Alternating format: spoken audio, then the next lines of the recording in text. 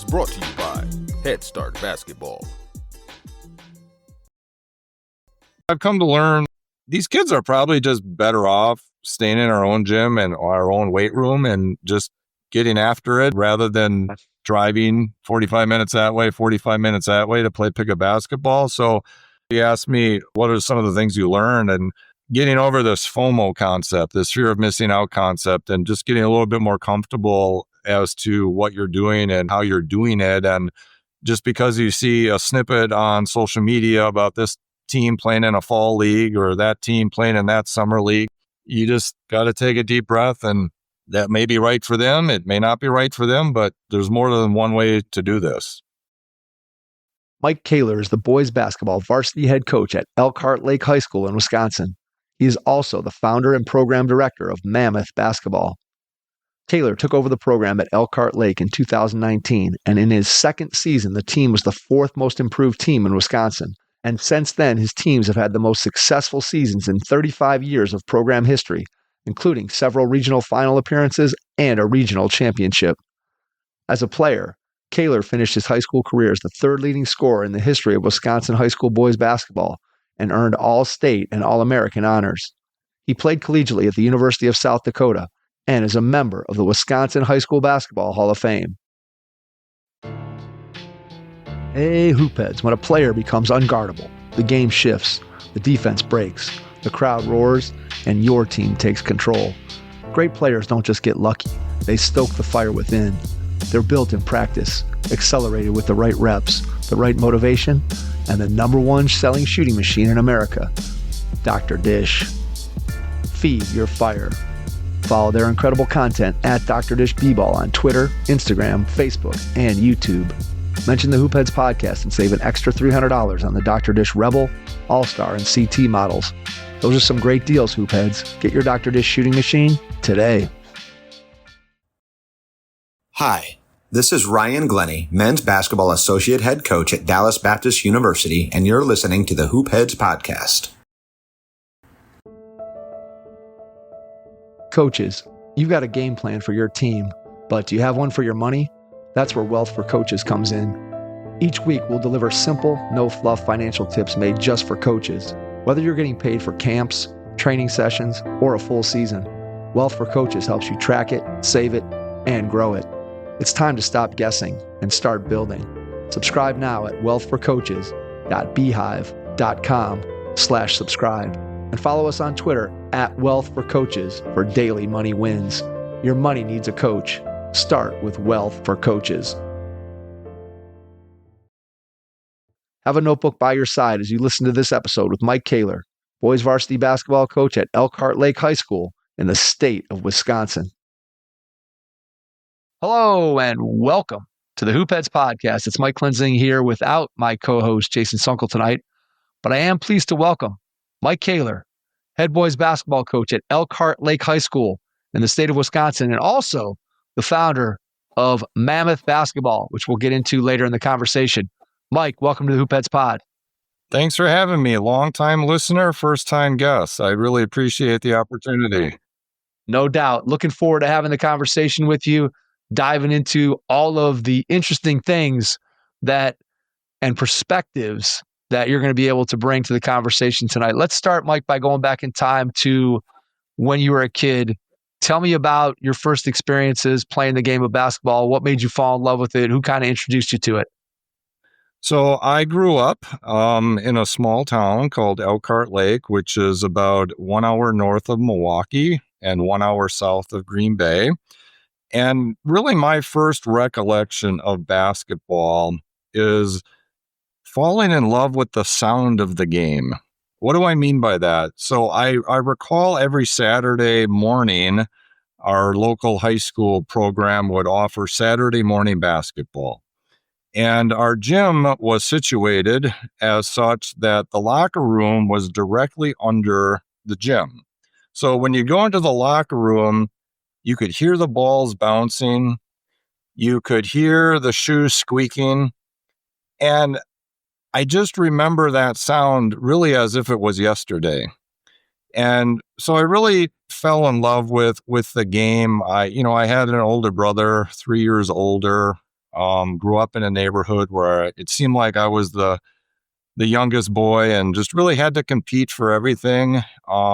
Played a lot of sports, but really, sixth, seventh grade, just really figured out basketball was my thing. And, have continued with it with a bit of a pause as I pursued a professional career, but happy to be back in it. So nothing really unique in terms of my originating story. It's my dad was not a coach. In fact, I never remember my parents ever saying, Mike, you need to get your 500 jump shots up today.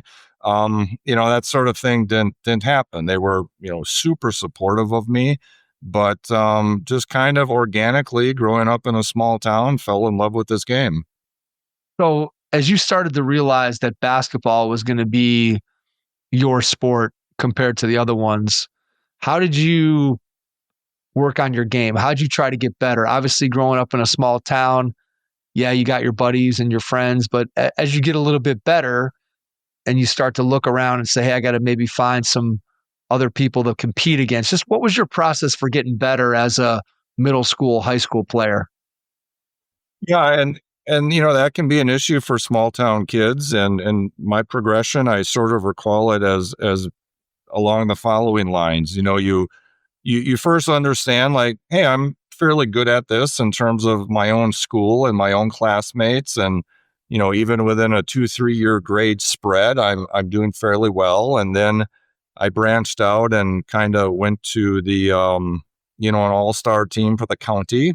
So that's sort of the next level. And then freshman, sophomore year, I began playing against kids from bigger cities, kids from Milwaukee. The first time I did that, you're just petrified. You're just scared. You simply don't know how you're going to do. But you sort of pass that test. And then really my junior and senior year of high school, so this was 1992, 1993, there were much fewer AAU teams back then. And I essentially was on the state all-star team and was on the circuit as much as that existed, back in those days. But I was like a sponge. I just wanted to get as much information as possible. I would go to the 5-star camps. I would go to there was a camp back then called David Kreider camps. It was actually at the University of Cincinnati. And I just remember literally having a notebook, going back to my room each night, writing things down, getting back to my driveway in a small town in Wisconsin, and really just going to work. What I always found fascinating, and I try to instill this in the kids I work with now, is you never know what your next level is going to be until you work hard to get to it. Logically, at some point, you're going to tap out. But I think the exciting thing from a growth and development standpoint is you just don't know when that is going to be. And a motivating factor for me, as I recall in my youth, was this fear that someone else somewhere was working harder than me. And I didn't want anyone to outwork me. I wasn't a tremendous athlete, but I had a very good work ethic and just really wanted to improve just to see how good I could possibly get. What's your favorite memory from going to 5-star? I went there once heading into my senior year. What do you remember about being there? I just think, again, kids today have no idea, thinking that, hey, some of the best players in the country are coming in to play on tennis courts, at least at Robert Morris. That was the one that I went to. I don't know if that's the one that you went to too, but you and me might have been there together. Cause I was at the Robert Morris one, as well. I mean, obviously you remember the orange t-shirts. You remember Howard Garfinkel, sort of an interesting character, but you're absolutely right. This was July and we're playing on like asphalt and just scorching heat. And, for me, I remember Jerry Stackhouse was on one of my teams, because you kind of rotate teams there. And, I kind of sensed then like, hey, this guy's pretty good. But you're right. Modern players today, the playground culture and the, grinding it out under the sun, that's not present very often anymore. It seems like everyone wants, an air conditioned gym with perfectly pumped up balls with glass backboards. And, that's not the reality for still some kids today, and certainly, players of our generation. I even There's no remember, doubt. after high school basketball games when I was in middle school, I was just so excited.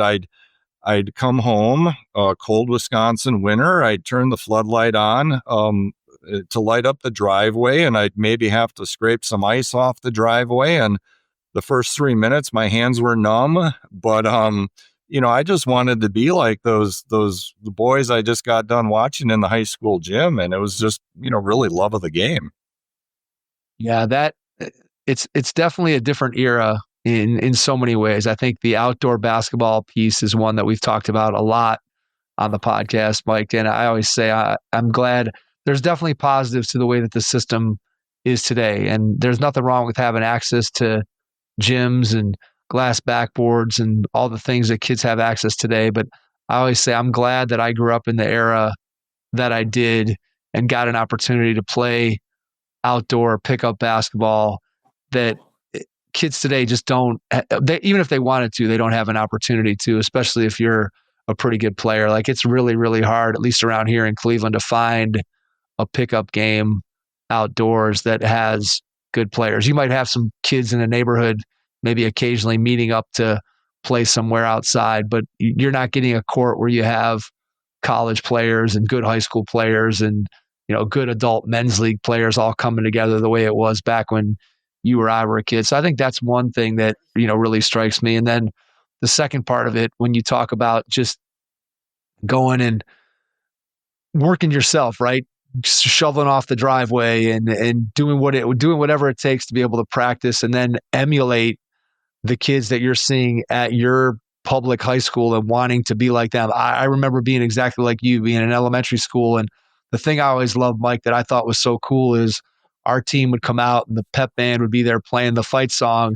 And the first guys would come out in the layup line and they slap the backboard on their layups. And I remember thinking that was like the greatest thing that anybody could ever do. And I was like, man, here I am in whatever, 4th, 5th grade thinking, I can't wait until that day when I can run out there with the fight song and slap the backboard. And then, of course, I'm not telling you anything that you don't know. The way that basketball from college and NIL to the transfer portal and even now down into the high school level and AAU and I'm going from this team to that team. And, but I always say I felt like I knew the guys I was going to play with in high school from the time I was in 3rd or 4th grade. And I watched the guys that were ahead of me that went through my school. And I just like you, I wanted to be just like them. And I think that it still exists in some pockets of the country and in some cities, but I don't think it's as prevalent as it used to be. And again, I don't know that it's necessarily better or worse, but it's just different. And I always say I'm glad I grew up in the era that I did. And I'm sure you probably feel the same way. Well, and another thing that's different too, just going back to what always drove me was how good can I get, and is someone working harder than me? There was no such thing as player rankings necessarily. Back then, there was your McDonald's All-American, and Street and Smith had their list, and obviously there were all-state teams at the end of the year, but you didn't know if you were ranked 32nd or 82nd, and I sometimes wonder, it can work both ways. If a player gets a ranking they don't like, well, maybe that motivates them to work even harder. But I think on the flip side, if a player has, all things considered, perhaps an inflated rating, they might get content. And, when you don't know those things sometimes, and when, you don't have all these scouts and social media activity that you do now, there's pros and cons with that as well. And there's also a lot of comparison, right? I can Yes. see when you and I were playing, you maybe knew the guys in your immediate area, like, hey, this kid's going to go play at this school, or this kid signed for this scholarship or whatever, but you didn't know what every single player in every single corner of the country was doing. And then trying to compare yourself to all of those players and just all of that makes it so much more complicated and so much more, I don't know if pressure is the right word, but just there's this weight of I can see what everybody else is doing and I start to feel that. And of course, parents start to feel that in a lot of ways too, because they see, well, the family down the street, their kid got a scholarship, or this kid is getting an opportunity to do this, or this kid's on this team, and how come we're not doing that? And there's a whole bunch of that. Just, hey, we're the fear of missing out, right? That I don't want to miss out on all these different things. Whereas you or I think just you played for the love of the game. You played because, you wanted to max out. And I think the way you put it, that, you want to see what the next level looks like. In order to get there, you got to work really, really hard. And I think that's when you talk to players and you talk to kids, or I think about my experience or listening to you talk, I think one of the best things that you can do as an athlete in a particular sport is to say that you got as close to getting as much out of your ability as you possibly could. And that's how I always tried to look at it is, just like you, I wasn't fast. I wasn't leaping above the rim. I had to make do with some things that I had maybe some other talents, but certainly not the raw athletic talent that people would necessarily be looking for when you start talking about scouting and that kind of thing. And so then you just say to yourself, can I get the most out of what I have? And then how do you do that? And you do it through hard work and determination and putting time in and all that kind of stuff. And, I get the feeling just from the first 15 minutes of our conversation that, our experiences in a lot of ways, in my city that I grew up in was bigger than yours, but similar idea, right? I'm on my driveway, I'm working on my game, I'm trying to find pickup games, just like you in the AAU circuit where, back when we were playing, like the city of Cleveland, we had 2 AAU teams and that was it. And so if you were on one of those 2 AAU teams, you knew that you were one of the best players in the city, and it's not anything like it is today. And so it's just, again, you try to maximize. I guess the point here is that you try to maximize whatever you have and make the best of it. And certainly that was the path that you chose to go down, starting with when you decided to take basketball more seriously than your other sports. Tell me about your favorite memory from playing high school basketball. Well, my freshman year, my senior brother was on the team. Our school had never won a conference championship since like the 1930s. So it had been a while. We were playing at that time sort of a big rival school. And lo and behold, I made a last second shot and my brother passed me the ball, and there's this picture in the local newspaper of both of us lying on the floor, just, pure joy. And boom, first conference championship since the 1930s at the school. And my dad, both parents were at the game, but my dad still does not recall how he got from the 10th row of the bleachers onto the floor. I think he floated down.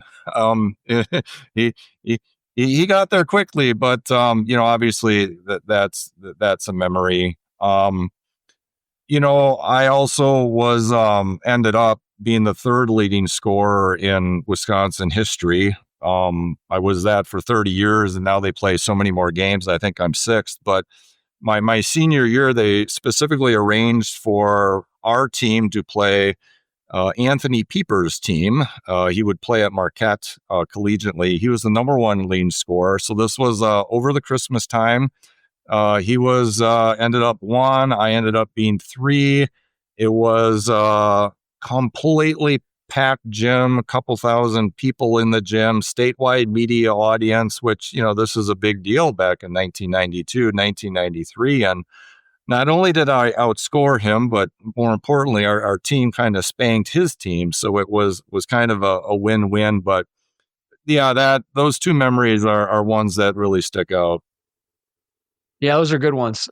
Buzzer beaters are always great. You can't top those. I don't care if it's a 3rd grade basketball game or a college game or an NBA game, whatever. Buzzer beaters, there's nothing like those, especially when there's something at stake. And then when you get a chance to go against somebody that, obviously we talked about comparison a minute ago, but when you're getting a chance to go and compete against somebody that's on your level, that you're competing against in a lot of different ways, and then to be able to come out on top, certainly you can understand why those two memories rank really high for you.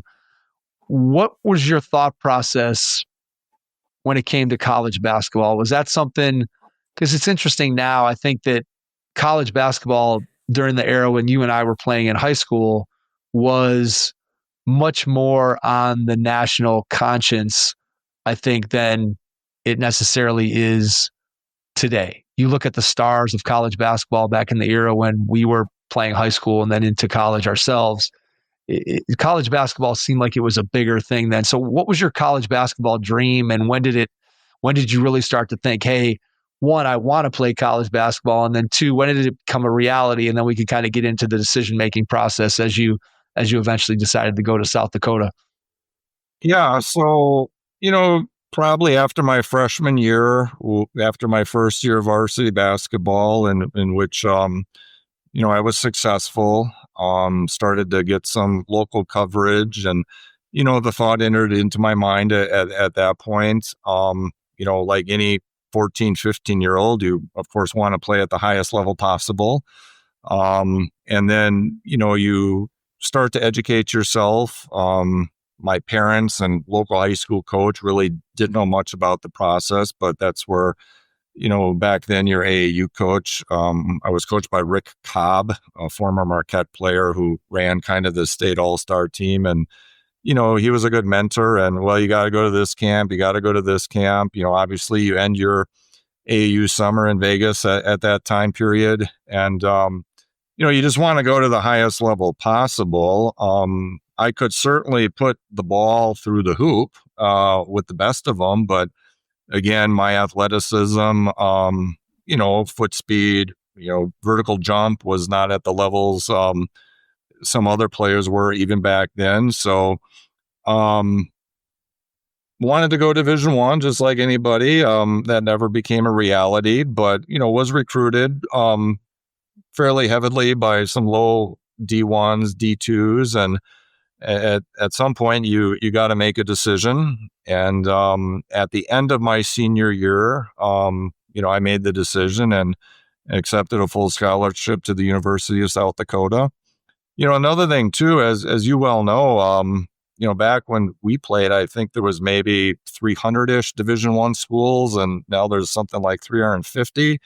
And I was, admittedly one of those borderline D1, D2 players. And, the school I played for and really that whole conference ended up going Division I. But the University of South Dakota and becoming a Coyote was what happened at the end of my senior year in 1993.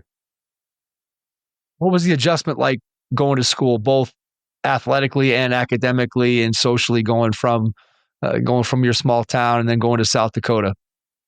Well, the good thing is the University of South Dakota in Vermilion is a small town as well. So, socially, culturally, that really wasn't a big switch for me. Obviously, the college game is much stronger, is much faster.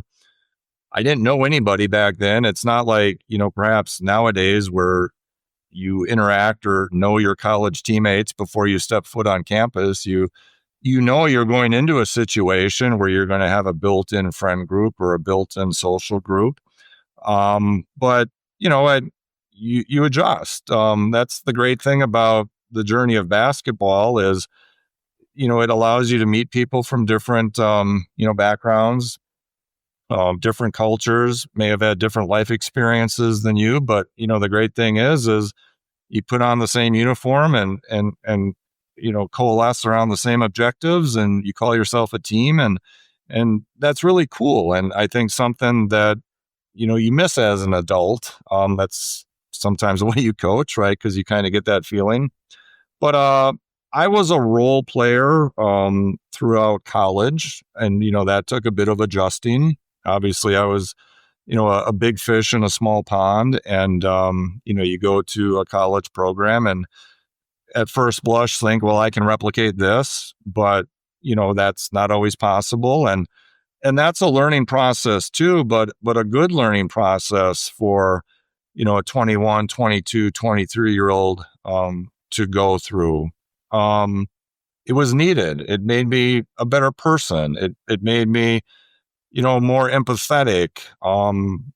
Made me a better coach, right? Because I was a star player and then I was a role player. Academically, I was always fine. I was 3-time all conference academically. Me and another friend on the team, we joked that our roles were the GPA stabilizers on the team. But no, it was all good. I got a fantastic education. I still keep in touch with many of my college teammates. We try to get together, every couple of years, and those relationships and those experiences you have, boy, they just mean so much more to you almost the older you get. Was there any thought at any point during your playing career that you would sometime end up as a coach? Was that on your radar at all during the time while you were playing? Was not on my radar screen one bit. Not even one bit. As a basketball player, you would occasionally get the question, are you going to coach? Are you going to coach? It's funny. I seem to recall that my typical response to that was, no, I don't want to coach. I don't want my performance to be judged on the performance of others. Why would I want to do that? So here I am. Coaching is almost my third profession. I was a political science major at the University of South Dakota and fell into a very good network of lawyers, U.S. senators, governors. Tom Brokaw's University of South Dakota graduate. Had a very strong network there of political science majors. And, what did you do after your political science degree? Well, I went to law school. And so I went to law school. I went to the University of Wisconsin law school. And, from there was a lawyer in private practice for almost a decade. That was sort of my first career. And then my second career, which I still am, I became a law professor. So I've been professing, for about 12 years now. I still do it. I'm an online law professor. Was doing that even before COVID, and I'm most closely affiliated right now with Texas A&M. And I do that all from Wisconsin, and I'm a small town public high school basketball coach all at the same time. So it's cool. Diversity of interests, I think, is something that, again, is what makes life rich for sure. As a player, coaching never crossed your mind, right? You're not thinking about it. You go and you get your law degree. You have 2 careers going. At what point does the coaching bug come up and bite you? Was it a singular event? Was it a light bulb moment? Was it a slow burn of, hey, I missed basketball. Let me figure out how I can get back into it. What was your path back to the game? Yeah, so kids came into the equation. My wife and I had twin boys, and by the time they were in first or second grade, you need volunteer coaches. And at this point in time, we were living in Carbondale, Illinois, because I was a traditional on-campus law professor at Southern Illinois University, and I was coaching flag football and was obviously coaching basketball, and the competitive juices started flowing again. And I'm like, even though it's no stakes, youth flag football or second grade basketball, it's like, I kind of like this. And, then I thought about it, and like, there are so many parallels between being a law professor and being a coach. I'm conveying information. I'm trying to inspire. I'm trying to motivate. So there was a couple year time period there where, I was a youth coach, and our local high school at that time had a pretty good basketball program. And I'd go to games on Friday nights with the boys, and I'd see the high school atmosphere, and like, just saying to myself, like, I really miss this. I really, really miss this. I saw what the high school coach was doing, and said, not to him, but like, I can do this too. Right. and I knew that the most logical place to do that was probably back in my hometown. My wife and I were seriously considering, she's also from the small hometown. We were seriously considering moving back for any number of reasons, and the opportunity to, get more involved with basketball was, among the reasons. So, we moved back. I think it was in 2018, 2019. My high school program, my alma mater, had fallen on some very hard times. Really did not have a winning season since I graduated in 1993. A typical year was winning 2 to 3 games. A coach would stay maybe for 2 to 3 years and on to the next coach. And, if you can believe it or not, the year before I took over, I think they were 2-19, and the average margin of loss was 41 points. Average. Wow. So I felt like I could help.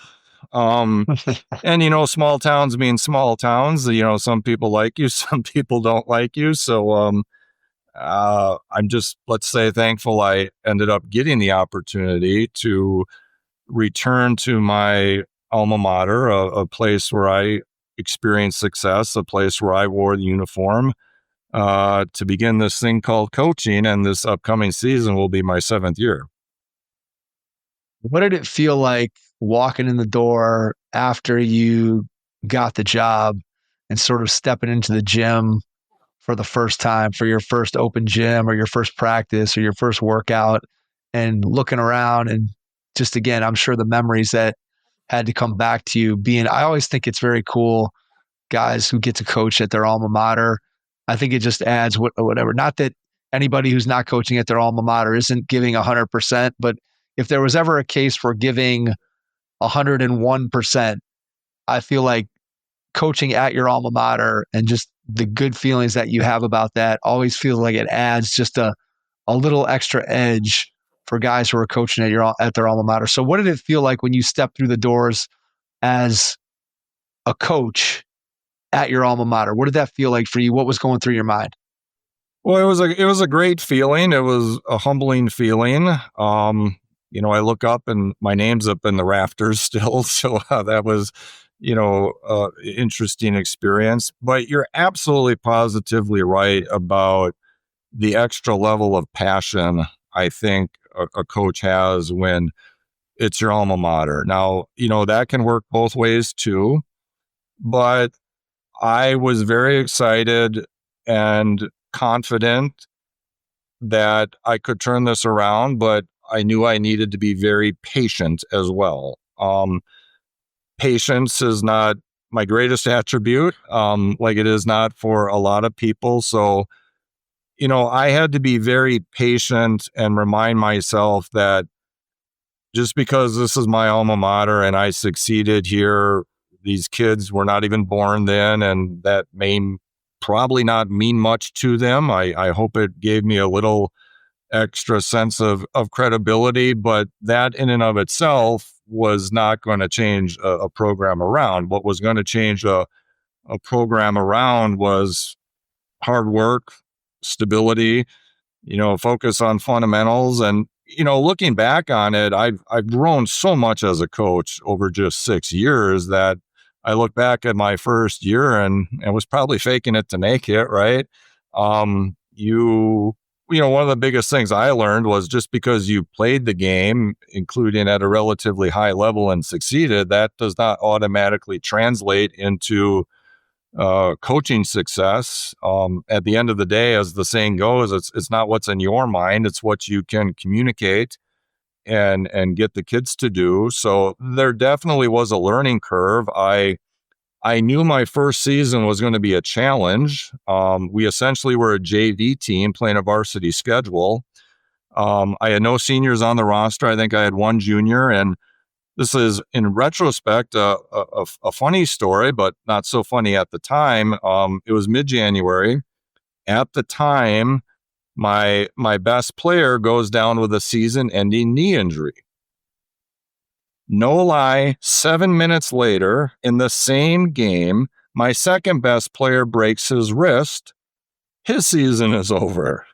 So a challenging season became a very challenging season within the span of 10 minutes in mid-January. So we were not just now a JV team playing a varsity schedule, we were an injured JV team playing a varsity schedule. And my first year, we were 2-21.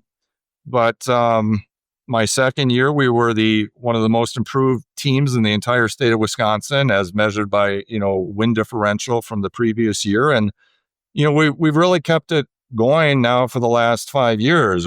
I don't have a state championship to claim, but that not many coaches can say that. And keeping it going at a small public high school is very difficult. A lot of small public high schools will have a great class go through and then they hit rock bottom. But, we've been able to maintain a relative consistency, competitive consistency, and we kind of topped it off last season with the regional championship and, are poised to do some good things this year. So what do you think are the keys to being able to sustain a high school basketball program? First of all, at a public school, but then, as you said, you're also at a very small school, which makes it even more challenging.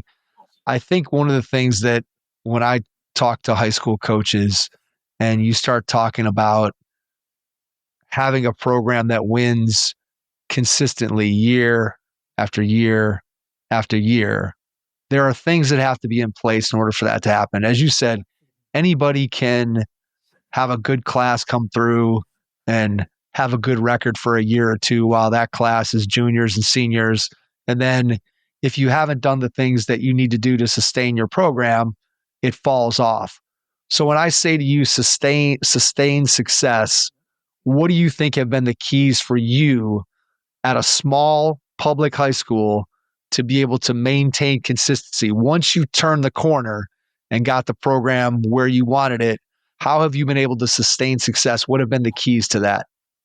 Well, even in small towns, you're going to have a youth program. But the high school coach becoming involved in the youth program and start working individually or in a small group way with some of your most talented 6th, 7th, 8th graders, who are obviously going to be your future varsity players. So I even began doing that the year I moved back, and I wasn't even the varsity coach yet. There were 2 good 8th graders in our community that, at that point I just, and still do, love the game so much. I just remember going to them and their parents and said, I'd like to help your kid out here. I see a lot of potential and I would just like to start working with him. So really, becoming involved on a very active level with your 6th, 7th, and certainly 8th graders, and working with them on fundamentals, giving them some insight into the high school program, motivating them, encouraging them. And because particularly in a small school, the best freshmen or sophomores, they're, if not varsity starters, they're varsity players. At a small school, you can maybe afford one, quote unquote bad class, but things get really difficult if you have a 2-year gap. So, just keeping engaged with your middle schoolers and identifying the good ones and working with them. In a small town, it's, everybody. There's really not diamonds in the rough, so to speak, because, you know the landscape well, right? How have you put together a staff from your high school staff down to your middle school staff?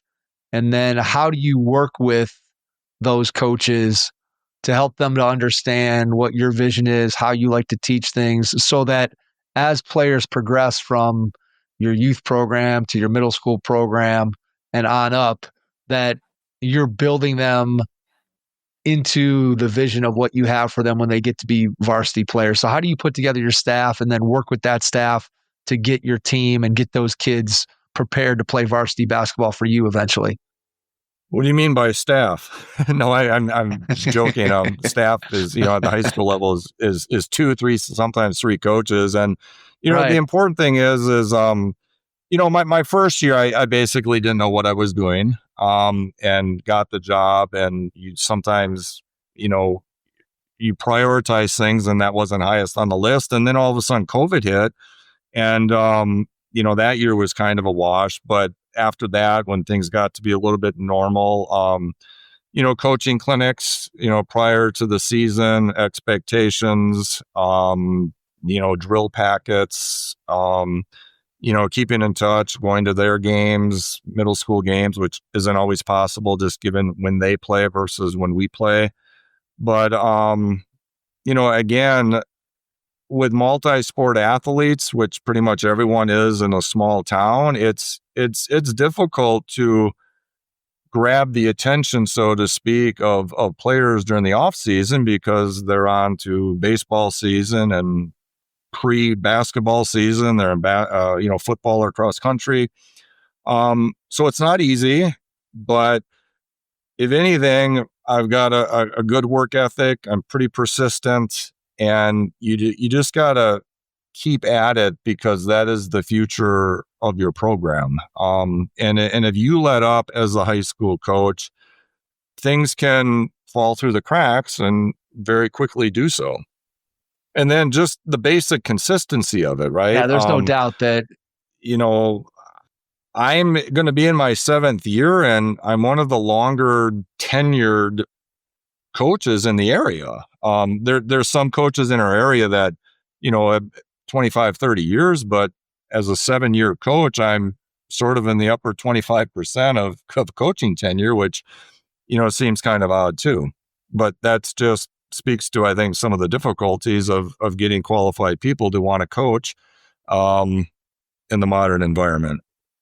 So thinking about that first year when you get the job and you're coming in as an inexperienced coach, but somebody who, I get the feeling just from what you said that you had maybe the same mentality that I did when I first started coaching. Of course, I was much younger than you, but I had the same idea of, hey, I was a good player, so that's going to make me a good coach. And you quickly realize when you step in front of a group of kids that what you did as a player, not that it's completely irrelevant, but it's close to pretty irrelevant to those kids. You have to know what you're doing as a coach to be able to teach the game and figure out how you're going to do that and organize and all the things that go along with being a good coach. So when you think back to that first year and what you were as a coach, and then you think about where you are today, where was the area that you felt like in that first year that you were like, oh man, like I got to get better at this particular aspect of coaching? So I don't know if 1 or 2 things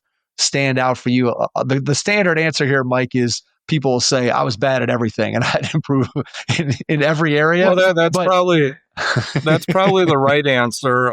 Probably. I assumed a lot as a coach.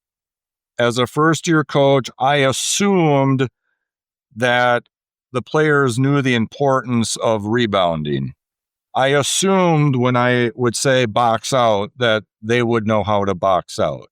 I would assume that they had the same basketball IQ as I did, which, even going back to the classroom and being a law professor, you can't assume your students know what you know. So even now, as a more veteran coach, although still relatively young, the first couple of weeks of practice, I don't assume anything. One, there's freshmen and sophomores there who aren't as experienced, but I don't assume anything. And this is the teacher in me as well. I just don't want the kids to know that this is important or reducing turnovers is important. I want them to know the big picture, why these things are important, right?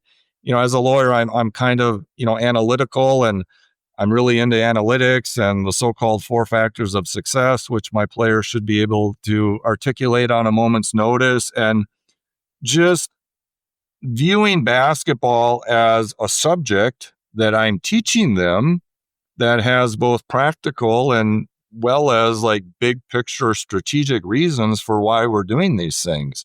And the concept that little things really matter. And my biggest challenge the first year when we were 2-21 and we lost some games, the average margin of loss wasn't 41, but there were a couple games like that. In film session, I would say to the guys, like, the lack of a box out here or the lack of an offensive crashing of the boards is not the reason we lost this game.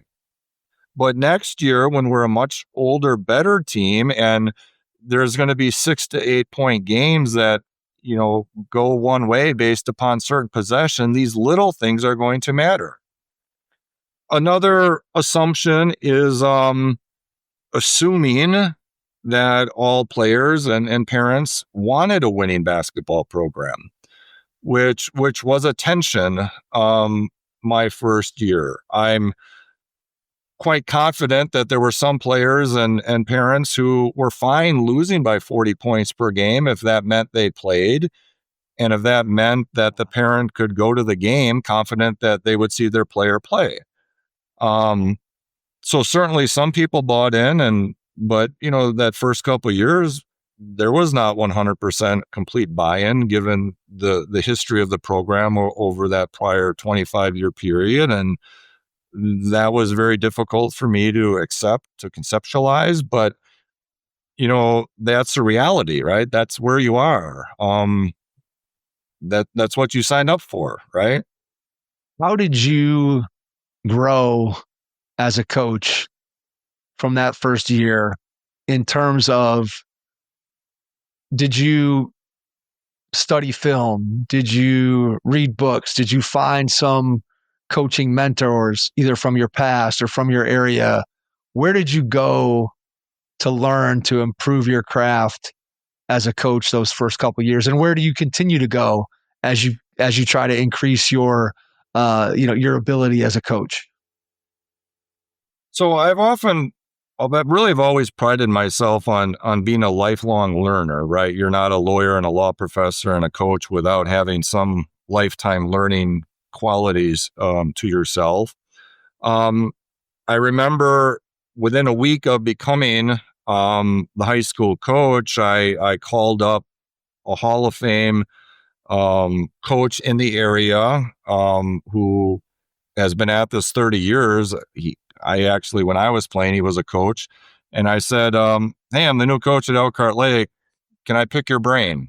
And he was gracious. And, I went down probably 30 miles from here or so. And we had a nice long discussion. Part of the learning process is easier today than it's ever been, but harder in the same respect, because let's face it, there is so much on the internet, on Twitter, about X's and O's. And as you know, there's some personalities on Twitter who focus on defense, who focus on blobs and slobs, who focus on, zoom action, who focus on this. And it's very easy to learn, but it can be overwhelming at the same time because there is so much out there. I'm a big fan of your podcast and have learned so much from you and your guest. And, there's some other good podcasts out there. And every off season, I wanted to educate myself on an aspect of the game I didn't feel I was an expert on, because the game has changed. Since we played, I'm a huge fan of the modern game with the spacing templates and, the 3-man side, the 2-man side, creating advantages, playing out of those advantages. The first off season was probably, dribble handoffs and ball screen actions, and then, off ball cutting. And I really got interested one off season in a 1-3-1 defense. And then it was a 2-1-2 defense. At a small school, you got to play a lot of zone because you can't get in foul trouble very often. And sometimes when you're outmatched, the zone defense can be an equalizer. And, plus I played a lot of zone in college, and sometimes you do as a coach what you're most comfortable with. So just continuously learning. The law professor in me I like to write. So I've never published basketball manuals or books, but I feel like I have several of them that I use and create by myself. Last couple of years, we've really gotten into 5-out flowing type of stuff, and there's just so much you can do there. It's almost overwhelming, but I just find it so fascinating. And my aha moment as a coach was about 3 years ago when I viewed the basketball court as nothing more than a space, right? It's a space. You're trying to create space. You're trying to take away space.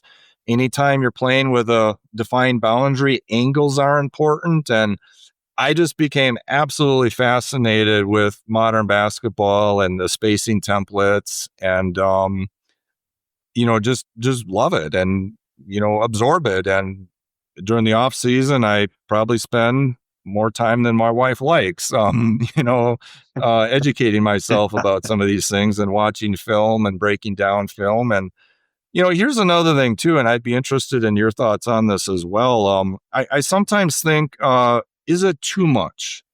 What do I mean by that? So when we were playing, my best guess is when we played an opponent, we knew if they were good or bad.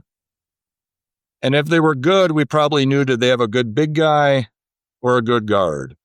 Other than that, we probably just got on a yellow school bus or dropped off at a school and played basketball. Now, as a coach, if I don't watch their 4 or 5 previous games, if I don't know their press, if I don't know their blobs and slobs, I feel like I'm doing a bad job. So, I break down film within 12 hours of every game, and the players get so-called teachable moments. And I think it adds value, but I'm also cognizant of the fact for a 16, 17-year-old, this may be a little bit too much on a Tuesday night when I just got home at 10:30. So here's my take on that. I've always been, from the day that I started coaching, I've always felt that the most important thing to me as a coach has always been, what does my team do? I've always been much more interested in making sure that my team does whatever it is that we're going to do, that we do that well. And that was always, I tried to make that my first priority in any team that I ever coached. And then what the opponent was going to do, what the officials are doing, anything extraneous to what we could control our performance, I always felt was secondary. And I do think that part of that came from, to some degree, my experience as a player with scouting reports or walkthroughs or whatever. I think back to college and getting a 2 or 3 page typed out report of, hey, here's some of the actions and things that this team does. And hey, here's the player that you're going to match up with and what some of their tendencies are. And I try to go back and I would think about what that I read from a scouting reporter that I saw, how much of that was valuable to me in the moment when I was playing the game. Because obviously the game is so much faster, and it's a different, when you're on the floor as a player, and you know this better than anybody, what you see sometimes from the sideline isn't always what the player sees on the floor. And so Right, yeah. I always, as a coach, was cognizant of what can my scouting report tell a player that can help them to improve their performance. And I think one of the things is understanding the personnel, understanding if I have a matchup that I'm going to be guarding somebody, I kind of want to know, what is this player? Can they shoot? Can they not go left? Those kinds of things were helpful to me as a player. And then maybe if you gave me 1 or 2, maybe 3 actions, plays, out of bounds situations, I could maybe internalize those and remember in a game, okay, hey, here's what's happening in this particular instance. And then beyond that, I always felt like at a certain point, you use the word, I think, overwhelmed, like it's too much, that you just it almost becomes noise, because in the midst of a game, right, as a player, you're making so many split-second decisions based on what the other 9 people around you on the floor are doing and where the ball is, that the scouting report on a piece of paper, it was helpful to some degree, but probably not as helpful as my coaches maybe would have wished that it was. Also, when we were playing, Yeah. it was a different era of watching film, right? Because we didn't have access to film the way that kids, players, coaches have today. Like you and I were watching VHS tape where if you want to watch a play, I always say, I remember sitting in the locker room, coach would be like, hey, run that back. And you'd hit the rewind button and it would go like 3 minutes past the play that they wanted to watch. And so then you'd have to watch the same useless 3 minutes to get back to the play that they wanted to show. And it just was an inefficient process. Like as a player, like I can honestly say, outside of what I did film wise with my coaches, I don't know that I ever really watched film with the idea that I was studying my opponent or trying to figure out how to improve my performance. We just didn't have access in the same way. Yeah. So now when you think about us as coaches today, right, we have so much more access, the ease of being able to watch video and to be able to share it with our players and the clarity of it and the efficiency of I can clip out 10 clips of the exact same thing that I want to show to somebody.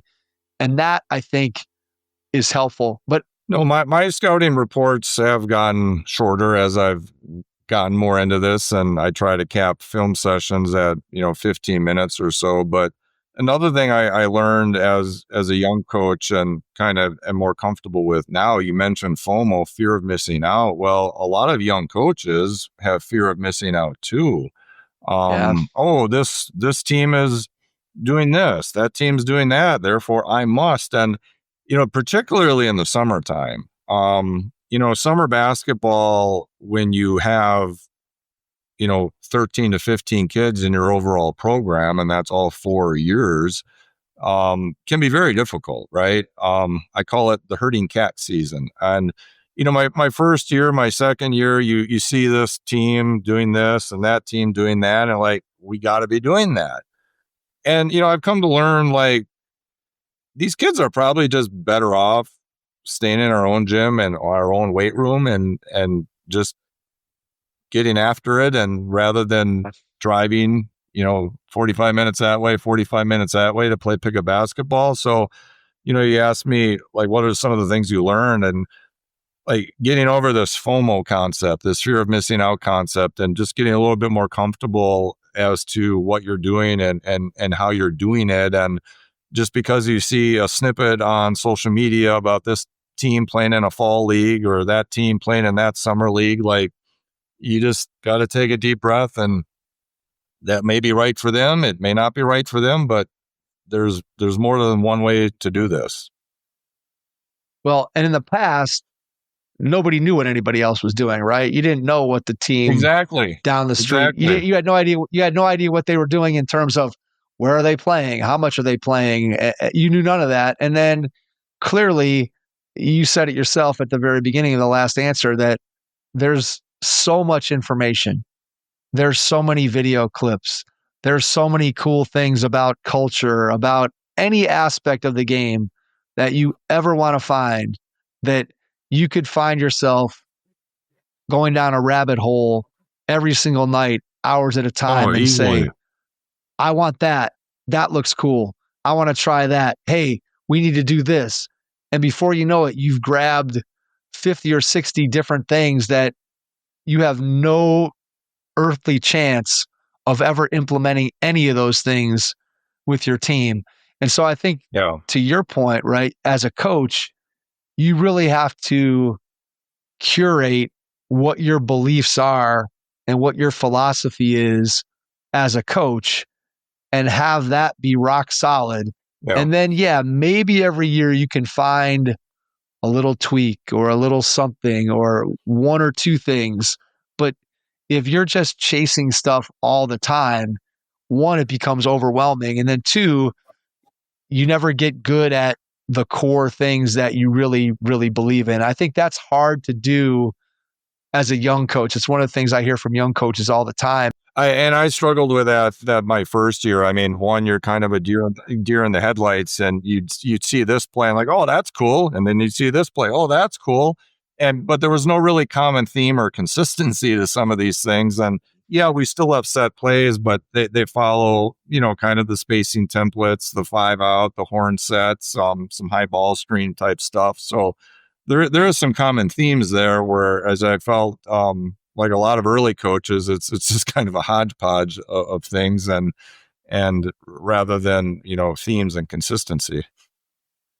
Part of what is growing as a coach, right, is figuring out who you are, figure out what you believe, figuring out what you want to try to do.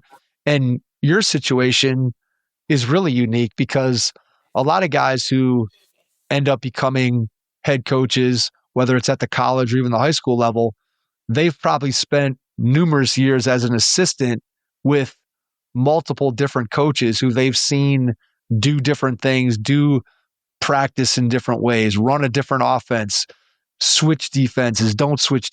So then they can kind of pick and choose from, hey, I work for this guy and I like this piece of what he did. I like over here, take this piece. And then you kind of mold all that into sort of your philosophy, whereas you came from it where you never really had worked for or with somebody prior to that. And so now where are you drawing that from? You're really going out there and saying, well, I remember what it was like when I was playing, and you got to kind of pick and choose and figure out what do I stand for as a coach? And it's really not easy to do coming out of the gate. Even guys who, again, have lots of experience as an assistant, everybody says when you get to be a head coach, yeah, you have a vision and idea of how you want to play, but it's not always clear right away. Sometimes it takes you a season or two to get a feel for, what do I believe in? What do my teams, what do I want them to look like? And I get the sense that that's probably what it was like for you. Oh, definitely. I would have probably never admitted it at the time, at least to certain people, but it really took me 3 years to feel like I had a good handle on some of the things I was doing. But, that's really no different than a lot of professions, right? Where it takes you a couple years to really understand what you're trying to do and how you're trying to do it. But, coaching has been such a great education for me. You just learn so much about the current generation of kids, managing people, relationships, managing a season, right?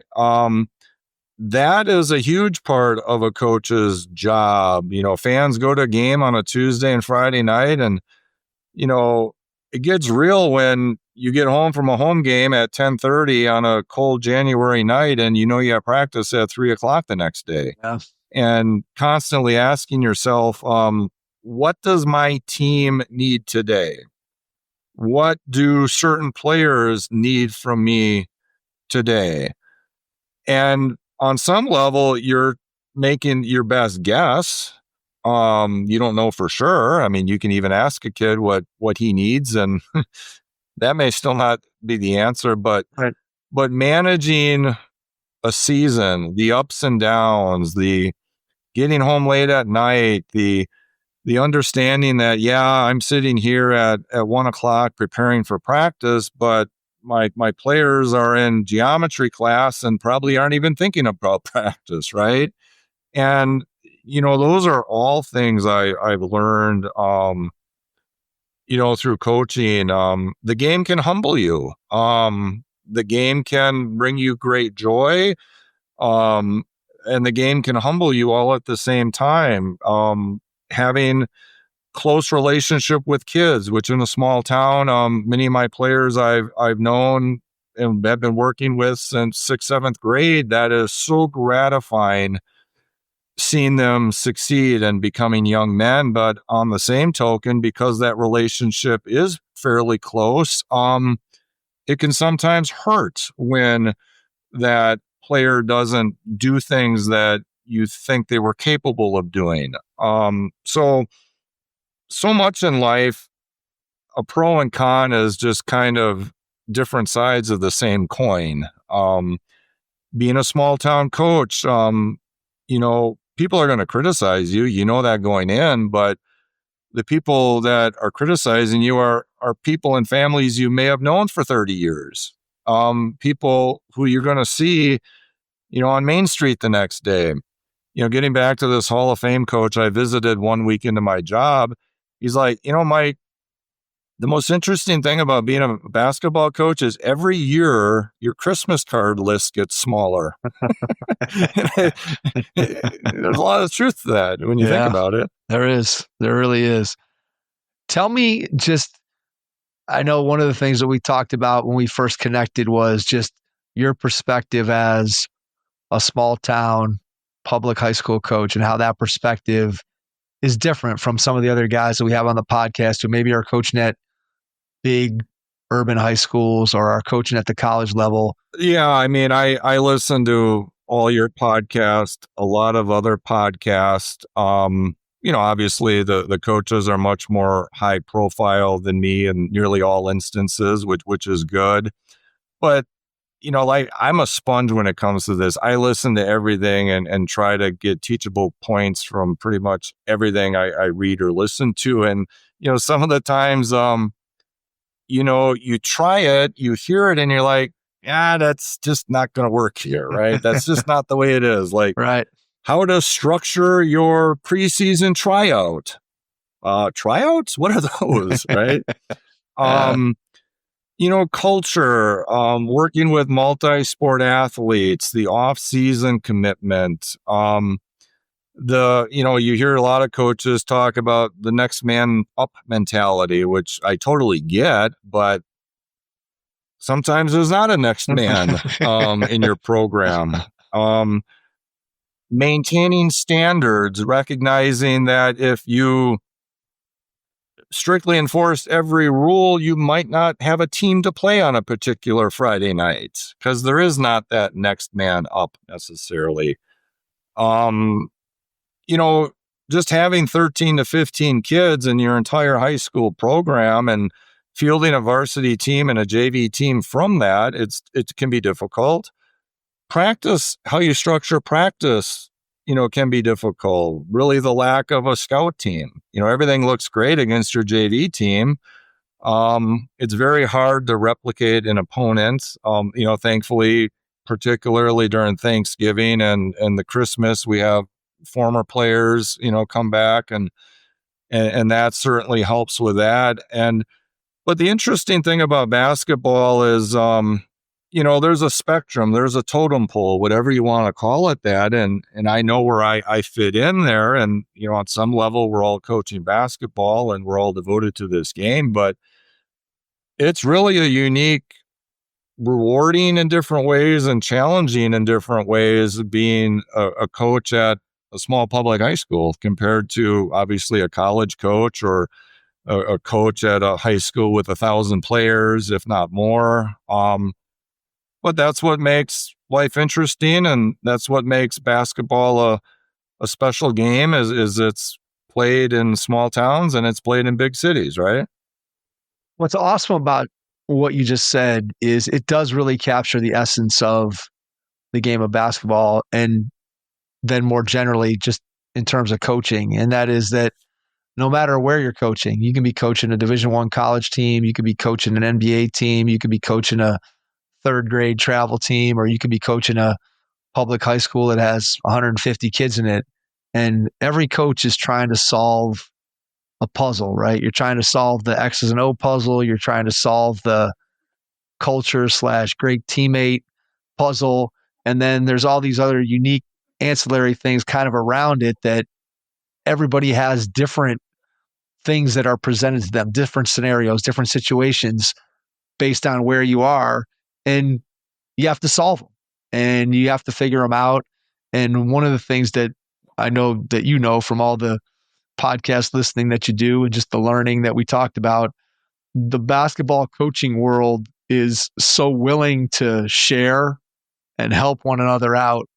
And that's one of the things that's been the most gratifying, probably, I think, about doing the pod is just the number of people that come on here that just say, hey, I'm an open book. I'll share whatever you want to share. And obviously on here, we don't talk a ton of X's and O's just because it's kind of difficult, I think, on a podcast in an audio format to follow that. So we stick to more of, again, talking about stories and team building and culture and that kind of thing. But by the same token, it's all just, no matter what level you're at, coaching is coaching. And we're all getting a chance to use basketball to be able to impact kids. And that's what really, I think, makes the game of basketball so special and makes coaching the profession that it is, and giving you an opportunity to impact kids. And you do it not only as a high school coach, but I want to talk, before we finish up, I want to give you a chance to talk a little bit about Mammoth basketball and how you got that started. So just give us the story behind Mammoth, where it came from, and then where you're at today with it.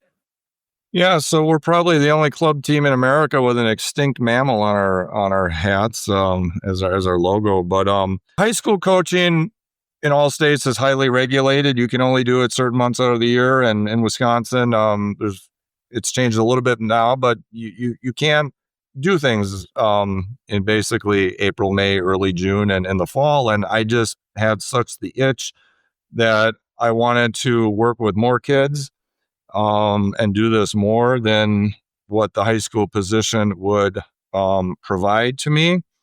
I had my son and some former players in some other club ball programs, and really was not impressed with what was going on, and basically just said to myself, like, there needs to be a better way of doing this, and I'm going to do this and focus on certain things and be honest and truthful with players and parents about who we are and who we aren't. And we're just going to play good quality basketball and get better. We may not have kids going on to college, but there's nothing wrong with playing club basketball to expand your relationships, your experiences, and be the best high school basketball player you possibly can. So it was in 2021, so about 4 or 5 years ago, I formed Mammoth Basketball. We don't have teams at every level. Generally, we've got 2 teams. Next season, we'll have a 16U team and a 14U team. And, there's enough quality basketball in Wisconsin where we don't feel the need to travel unless parents want to take sort of a destination type trip. And, we practice a couple times a week. 75% of those practices are just skills-based fundamentals. You obviously have to take the time to become a viable team. And, I'm proud to say no one associated with Mammoth basketball makes a penny. And because of that, our fees are like 1/4 some of the other club programs. And it's really fun beating those types of teams when our parents can look at the scoreboard and say, well, we just beat your kids and we paid 1/4 less to do it. But no, it's been good. And, our 16U team in particular is a very quality Wisconsin club team. Like we're pretty good. And next year we're even going to pick it up, another level. But we're not, an EYBL team. We're not, we're not at that level. And what strikes me as interesting about club basketball is we all know there's different levels of college basketball. Like you would never look at what a Division II team does and say, well, they would have never done that in the Big Ten. You understand it's Division II basketball. So I have no problem with there being multiple levels of club basketball if the parents know what they're getting into and there's an honesty and transparency about what's going on, which is not always the case, right? You do see some interesting things in the club basketball world, but I think what we do is a net positive for our kids and our parents. And, when I think back of playing club basketball, the old saying, I don't remember the scores, but I do remember the relationships I developed and the experiences I had. And, that's part of club basketball too. It's not just about basketball. I think it speaks to, again, the ability to use the game to impact young people. And you can do that as a high school coach. You can do that as a travel coach.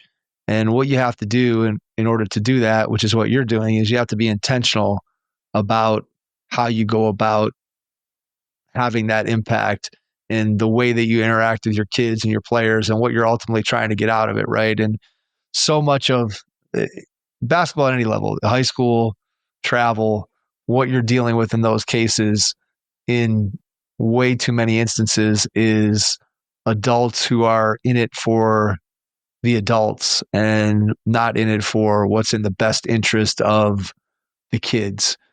And I always say that whatever you're going to do that it's not to say that adults can't benefit from it or somebody can't make money from having a basketball business, because I certainly make money when I do my basketball camps. But ultimately, what I try to do is I try to make sure that it's focused on what's best for the player, what's best for the kid. And if you're ultimately doing that, then you're helping the game get better. You're helping kids to hopefully have an impact, not just on them as basketball players, but as you said, building relationships and things that are going to impact them for the rest of their lives. That's what's important. It sounds like that's the philosophy that you're coming from every day, whether you're doing it as a high school coach at Elkhart Lake or whether you're doing it with Mammoth basketball. Well, I try to. I'm just, I'm almost 51, and I'm at the point in my life after a successful law career and successful law professing career. I just want to give back and work with kids, and if I can be in the gym, that's kind of my happy space. One of the weird things about being in a small town is sometimes the demand for basketball services aren't necessarily there. Like literally, there are some days during the summer I just want to ride my bike around town and like, anyone want to play basketball? But that's kind of weird too when you think about it. I just want to give back and help kids reach their full potential, because when you have a competent coach, a committed player, committed and understanding parents, there's some magic that can happen. Magic means different things in different contexts, but when all of those points align, that is just beautiful. It's gratifying. There's magic. There's lifelong memories and things that you gain from that. And that's why I'm doing this. Winning basketball games is of course fun, and you want to be successful and represent your school and community or club program to the best of your ability. But you also want to do it the right way, and that doesn't always happen, including at various levels of college basketball. But that's what I try to do on a near daily basis. I'm not perfect, as no human being is perfect, but those are certainly my good faith goals and objectives. It all comes together like you described. It is magic, and the game, I can never give back to the game what it's given me. And that's the line that I go to all the time, that whatever I can give back, I'm never going to be able to give the game of basketball what it's given me. So before we get out, Mike, I want to ask you a final two-part question. You probably already know what the question is. It's coming. But first part is, when you look ahead over the next year or two, what do you see as being your biggest challenge? And then the second part of the question, when you think about what you get to do every day in the game of basketball, what brings you the most joy? So your biggest challenge and then your biggest joy. Well, the biggest challenge is, admittedly vague in the sense of just staying successful and competitive at a small public high school, and going with the ebbs and flows that are sometimes unique to this position.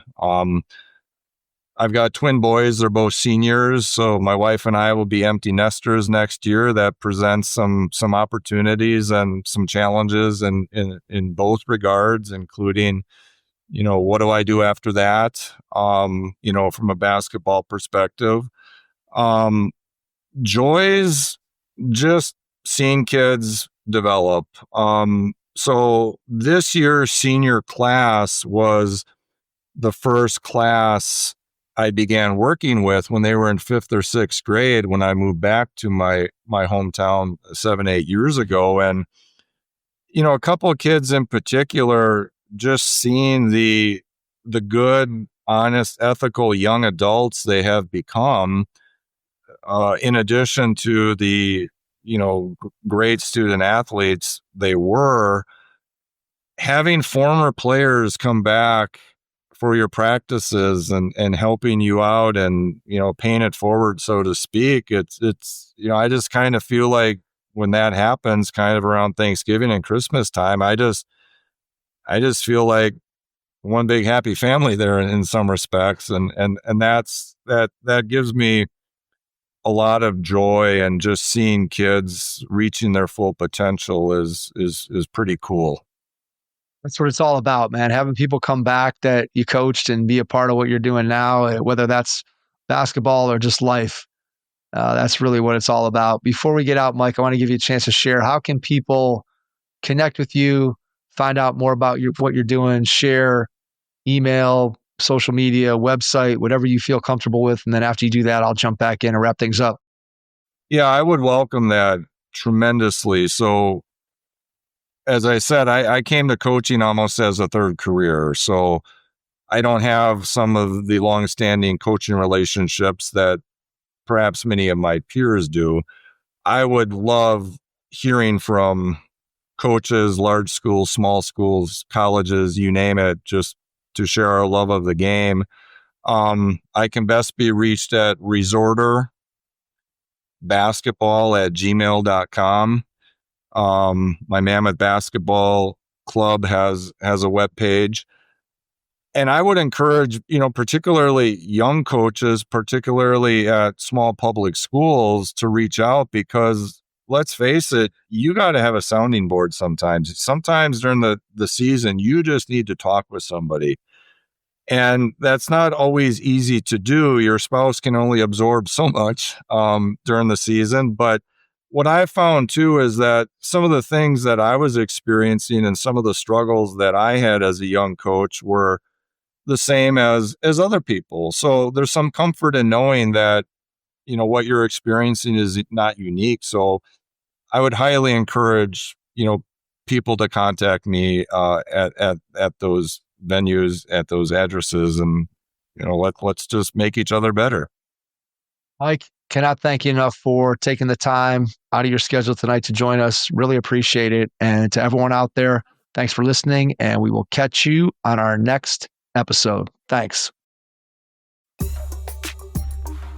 Your first impression is everything when applying for a new coaching job. A professional coaching portfolio is the tool that highlights your coaching achievements and philosophies, and most of all, helps separate you and your abilities from the other applicants. The Coaching Portfolio Guide is an instructional, membership-based website that helps you develop a personalized portfolio. Each section of the Portfolio Guide provides detailed instructions on how to organize your portfolio in a professional manner. The guide also provides sample documents for each section of your portfolio that you can copy, modify, and add to your personal portfolio. As a Hoopheads Pod listener, you can get your Coaching Portfolio Guide for just $25. Visit coachingportfolioguide.com/hoopheads to learn more. Thanks for listening to the Hoop Heads podcast, presented by Head Start Basketball.